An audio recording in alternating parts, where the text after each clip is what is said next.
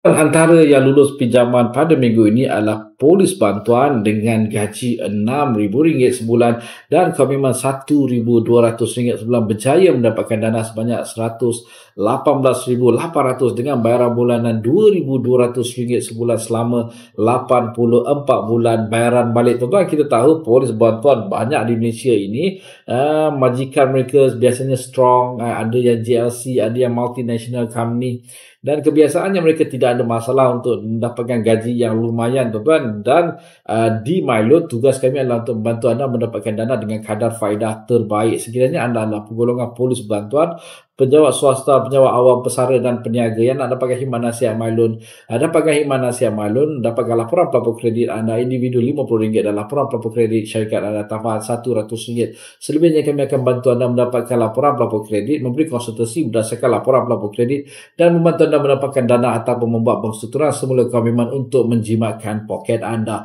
Seperti biasa dengan MyLoan, pinjaman anda menjadi lebih mudah. Assalamualaikum, salam sejahtera dan jumpa lagi.